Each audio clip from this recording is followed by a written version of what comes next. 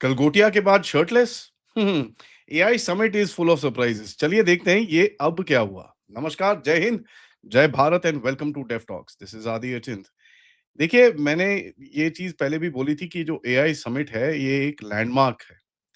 इसके अंदर बहुत से देशों को दर्द हो रहा है, तो ऑब्वियसली देशों के को छोड़ के अंदर भी बहुत लोगों को दर्द हो रहा है।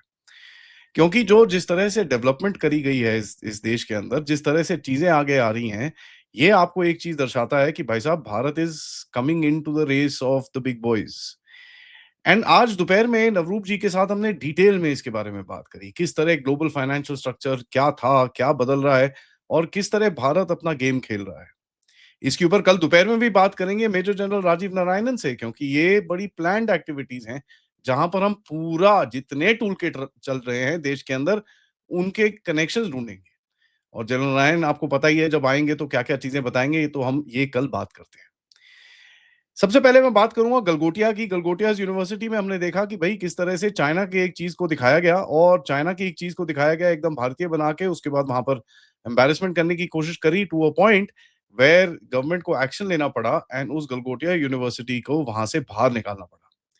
इन लोगों ने एक अपॉलॉजी लिखी और वो जो एक प्रोफेसर नेहा सिंह है उसके ऊपर पूरा टोपा ट्रांसफर कर दिया। लेकिन हमने ये चीज देखी कि वहां पर बहुत सारी चीजें, बहुत सारे इंसिडेंट्स हुए जहां पर उनके बच्चों की तरफ से वीडियोस आए, बाकी लोगों की तरफ से वीडियोस आए, लिटरली मॉकिंग द एंटायर थिंग।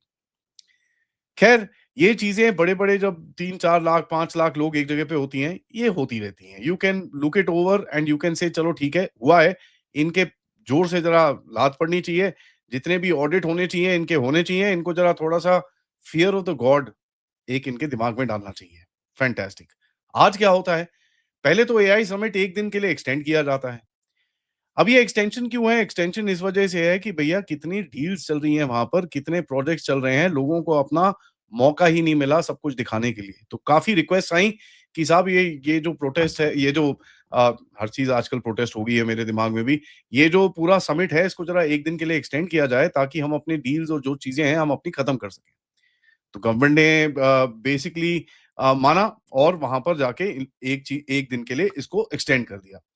तो ये बड़ा इंटरेस्टिंग सा खेल है जहाँ पर आज एक्सटेंड होता है, और आज ही दोपहर में आके पूरी तरह से शर्ट उतार के वहां पर कुछ आईवाईसी के लोग आके वहां पर प्रोटेस्ट करना शुरू हो गए। नारा क्या लगाया? PM is compromised. किस तरह से? पता नहीं। कहां पर? पता नहीं। लेकिन कॉम्प्रोमाइज हो गया है। ये नारा हम लोग देख रहे हैं जब से पार्लियामेंट चला। अगर मैंने आपको सबको बताया, ऑपोजिशन की तरफ से पार्लियामेंट के सत्र के ऊपर काफी सारी चीजें हुई। देखिए, सबसे पहले क्या हुआ? सबसे पहले लाया गया कैरावान का आर्टिकल। ठीक है, कैरावान का आर्टिकल को ब्रश ऑफ किया गया, तो असली किताब लाने की कोशिश करी। किताब को ब्रश ऑफ किया गया, उसके बाद ये लेके आए ट्रेड डील, वो ब्रश ऑफ हो गया, उसके बाद ये लेके आए एप्स्टीन। एप्स्टीन ब्रश ऑफ हो गया, और आज सुबह जैसे मैंने आपको बताया था, नरवाने साहब का भी पूरा जो नैरेटिव है वो भी पूरा कचरे के डिब्बे में गया, क्योंकि वो खुद आगे बोल गए। Although he came and spoke late, and उसके ऊपर मैंने पूरा एक सेपरेट शो करा है, तो आप देख सकते हैं। लेकिन कुछ तो करना था यार, कुछ तो करना था। नैरेटिव हाथ से जा चुका था। नैरेटिव जब आपके हाथ से जा चुका है, तो आप एक डेस्परेट एक्ट करते हो, जहां पर आप एक अटेंशन गार्नरिंग की कोशिश करते हो at a summit which is basically being watched by the rest of the world. आप कर क्या रहे हो? इसका मकसद क्या है? इसका मकसद ये नहीं है कि भैया देश को एम्बैरेस किया जाए, यहां पर कुछ एक बखेड़ा किया जाए। इसका मकसद ये है कि आपकी जो डोमेस्टिक पॉलिटिक्स है उसको एक ग्लोबल जगह पे लाके खड़ा किया जाए। ये एक ग्लोबल नैरेटिव बनाने की कोशिश करी जा रही है, जहां पर कहीं न कहीं ग्लोबल वेस्टर्न मीडिया की तरफ से पीएम मोदी और उनकी कैबिनेट के, ये जो हरदीप सिंह पुरी साहब का एक जगह पे नाम आया, उसके ऊपर भी मैंने एक सेपरेट शो कराया कि वो क्यों आ रहा है? क्योंकि he is the oil minister. इस टाइम पे दुनिया में ऑयल गेम चल रही है, तो भैया ऑयल मिनिस्टर को आप टारगेट करो, किसी तरह से उसको एम्बैरेस करो, ताकि उसके ऊपर थोड़ा प्रेशर आए और ऑयल पॉलिसी आपकी चेंज हो। Look at the way this is actually taking place. ठीक है, look at the place which is look at the way, और जिस तरह से चीजें करी जा रही हैं, कौन लोग आके कर रहे हैं, ये तो सब आपके सामने है। बाय क्रिएटिंग अ स्पेक्टिकल, आप चाहते ये हो कि वेस्टर्न मीडिया आपके ऊपर कवरेज करे, क्योंकि वहां पर सारे मीडिया आउटलेट्स हैं। ये चीज आप सड़क पे भी कर सकते थे, लेकिन सड़क पे आपको कोई मीडिया देखता नहीं था। तो आपने अंदर आके करा ताकि कोई वेस्टर्न मीडिया आए, वहां पर फोटो वोटो ले ले, और उसके बाद आप थोड़ा सा वेस्टर्न प्रेस के अंदर ये चीज एक्सप्रेस कर सको कि देखो, इंडियन गवर्नमेंट भी इंडियन गवर्नमेंट के लोग हैं जिनके एप्स्टीन फाइल में नाम आए हैं। वैसे नाम तो है नहीं और ये चीज़ तो अभी पूरी तरह से प्रूव हो चुकी है, बट कहीं न कहीं इस चीज़ को एक नैरेटिव बनाना है क्योंकि आपके पास कुछ और तो बचा नहीं है। और ये कल रात से मैं देख रहा हूँ जब इंग्लैंड के अंदर प्रिंस एंड्रू को वहाँ पर जो एक्स प्रिंस एंड्रू हैं, सॉरी, उनको जब गिरफ्तार किया गया तो यहाँ पर बड़ी एक आवाज़ें उठनी शुरू हुई कि साहब अगर वहाँ पर गिरफ्तारी हो सकती है, तो यहाँ पर क्यों नहीं गिरफ्तारी हो सकती है? यहाँ पर रेज़िग्नेशन क्यों नहीं आ रहा है? और ये सब चीज़ें यहाँ पर भी हमने नैरेटिव सुना। तो ऑब्वियसली इसको इंटरनेशनलाइज़ करना था। देखिए, ये जो प्रोटेस्ट है, हम प्रोटेस्टर्स को गाली निकाल सकते हैं, हम पॉलिटिकल पार्टी को गाली निकाल सकते हैं, all that great, but why is it being done? ये चीज़ हमको बड़ी क्लियरली समझ में आनी चाहिए। दुनिया में इस टाइम पे कॉम्प्रोमाइज़ बाय एप्स्टीन फाइल का एक नैरेटिव चल रहा है। उसी के अंदर आपको ज़रा वो बोलते हैं ना, जैसे जो लोग होते हैं ना, हुक चला के बिजली लगाते हैं, बिजली जा रही होती है, एक हुक लगा देते हैं उसके अंदर तो बिजली नीचे आ जाती है और अपने आप भी यूज़ कर सकते हैं। ये एक हुक लगाने की कोशिश है। इस चीज़ को बड़ा ध्यान से हमको समझना होगा कि वेस्टर्न मीडिया की अटेंशन को आपको लेके आना है यहाँ पर एंड किस तरह से वहाँ पर एक कुछ किया जाए ताकि वेस्टर्न मीडिया का अटेंशन आपके ऊपर आए। वहाँ पर कोई एक इंटरव्यू हो जाए।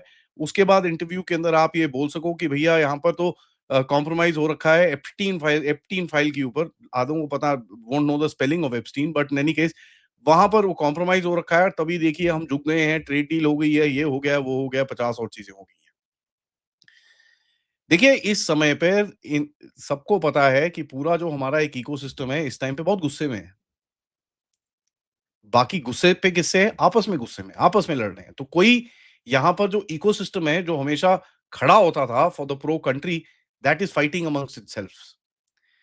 अब जब वो फाइटिंग अमंगस्ट इटसेल्फ होता है, तो इनके लिए जो जो आपका शत्रु होता है, जो आपके अगेंस्ट होता है, उसको आपके ऊपर प्रहार मारने की बड़ी ईज़ी तरह एक उसको ओपनिंग मिलती है। एंड ये देखिए, मैं पिछले कुछ दिनों से ये बड़ा क्लियरली बोल रहा हूँ, भई आपस में लड़ना बंद करो, नहीं तो अटैक आएगा, हम सँभाल नहीं पाएँगे। खैर अटैक आया, अटैक इतना कुछ ज़बरदस्त था नहीं, सँभाल तो सब लोग लेंगे और सब लोग आके इसके बारे में बड़ी बोल रहे हैं, डिसअपॉइंटेड फ़ील कर रहे हैं और काफ़ी क्रिटिसिज़्म कर रहे हैं कि ऐसी चीज़ यहाँ पर भारत में नहीं होती है। This is not acceptable and आप बेसिकली देश को एम्बैरेस कर रहे हो आपकी डोमेस्टिक पॉलिटिक्स के लिए। इसके बारे में तो प्रीटी मच सबने एक ही राय रखी है।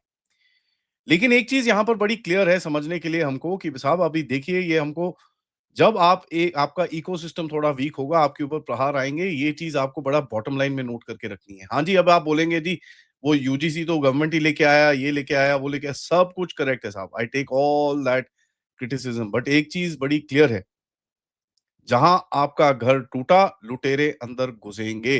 ये चीज़ आप दिमाग में रख लीजिए। अगर ये चीज़ हमको अभी भी समझ में नहीं आ रही है, तो भैया हम क्या करें इसके आगे, मेरे को पता नहीं। हम तो बोल ही सकते हैं और आपके सामने अपना जो थॉट्स हैं वो प्रकट कर सकते हैं। देखिए किस तरह से वहाँ पर उसके बाद रिएक्शन आया। वहाँ पर जो लोकल लोग थे, ऑर्गेनाइज़र्स थे, उसके बाद वहाँ पर जितनी भी सिक्योरिटी थी, कुछ लोग खड़े हुए थे, कुछ पार्टिसिपेंट्स थे, कुछ डेलीगेट्स थे, उन सब ने आवाज़ उठाई और इन सबको वहाँ से बाहर भगाया। बाहर भगाया, उसके बाद दिल्ली पुलिस अपना काम करेगी, वहाँ पर सिक्योरिटी फोर्सेस हैं, उनको पकड़ा जाएगा, उनके ऊपर केसेस होंगे, ये सब चीज़ें होंगी। लेकिन आपको बॉटम लाइन तो समझ में आनी चाहिए ना। बॉटम लाइन क्या है? इज़ टू बेसिकली एक्सटर्नलाइज़ आपकी जो डोमेस्टिक पॉलिटिक्स है, जो ये यहाँ पर बोल रहे हैं, उसको एक्सटर्नलाइज़ किया जाए। यहाँ पर एक चीज़ मैं और बताता हूँ आपको। मैक्रोन साहब ने कुछ स्टेटमेंट्स दिए। अब ये देखिए, सुनिएगा इसको बड़े ध्यान से। मैक्रोन साहब की प्रेस कॉन्फ्रेंस में उनसे पूछा गया जो रफाल की जेट डील है, उसका आपका क्या कहना है? क्योंकि यहाँ पर डोमेस्टिक बड़ी क्रिटिसिज़्म है कि भैया बड़ा एक्सपेंसिव है, बड़ा ये है, बड़ा वो है। कुछ पॉलिटिकल पार्टीज़ के आप हैंडल्स भी देखेंगे जहाँ पर वो बोल रहे हैं, "ओह जी, लूट लिया, बर्बाद हो गए, बर्बाद हो गए।" एंड प्रेसिडेंट मैक्रोन ने बड़ा क्लियरली बोला कि यार, आप लोग क्या कर रहे हो भई? Why are you doing this? ये जो क्रिटिसिज़्म आप कर रहे हो, ये एकदम वैलिड नहीं है। ये उनका अपना कहना है। तो the guy coming from outside also understands कि यहाँ पर ना यार, यहाँ पर ना डोमेस्टिक पॉलिटिक्स खेल रहे हैं ये लोग और कुछ नहीं है। उन्होंने बोला कि साहब देखिए, आप लोग इतना ऐसे क्या कर रहे हो? ये तो भैया समझ में नहीं आ रहा मेरे को कि साहब आपकी नेशनल डिफेंस के लिए है। ये आपकी नेशनल डिफेंस को स्ट्रेंथन करेगा। आप उसी को क्वेश्चन कर रहे हो, this doesn't make sense to me. ये है एक और देश के प्रेसिडेंट। अब इससे ज़्यादा हम राष्ट्रवादियों को क्या मैसेज मिल सकता है, मुझे समझ में नहीं आता।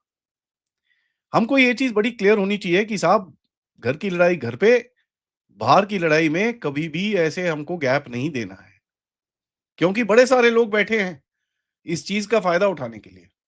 कपड़े उतारना तो भैया चलिए ठीक है, बट यार कम से कम कुछ बॉडी-शॉडी वाले बंदों को तो लगा लेते यार, क्या सारे के एक मोटा, एक छोटा, एक पता नहीं कैसे-कैसे लोग वहाँ पर खड़े हुए हैं। But this is the reality of the game and जहाँ पर आप देखेंगे कि भैया एक भारत का एक एक प्लस पोज़ीशन है, जहाँ पर वर्ल्ड की अटेंशन आपके ऊपर है, कुछ ना कुछ बेवकूफ़ी ज़रूर करी जाएगी आपके देश के अंदर, ताकि वो जो अच्छा अटेंशन है उसको ओवरशैडो किया जाए। डिस्कशन ये ना हो कि कितने आपने एआई मॉडल्स लॉन्च करे हैं, बट डिस्कशन ये हो कि वहाँ पर देखो शर्टलेस प्रोटेस्ट हो गया, गलगोटिया हो गया। तो डिसाइड आपको और हमको करना है कि हमको किस तरफ जाना है। On that note, thank you so much for watching. Video को लाइक करिए, सब्सक्राइब करिए and share this with your friends, families and whoever you think will benefit. Plus मुझे आप सबसे एक छोटी-सी रिक्वेस्ट है। देखिए, हम काम करते रहेंगे, आप सबका एंगेजमेंट बहुत ज़रूरी है। तो कमेंट बॉक्स में ज़रूर कुछ लिखिएगा ताकि हमारी एंगेजमेंट बढ़े और धीरे-धीरे करके ये चैनल की जो रीच है, वो वापस आए। Thank you so much for watching and अगर आप इस चैनल की तरफ कंट्रीब्यूट करना चाहते हैं, यूज़ द क्यूआर कोड या फिर पेपैल या फिर सुपर स्टिकर, सुपर चैट्स या आप मेंबर्स भी बन सकते हैं। नमस्कार, जय हिंद, जय भारत।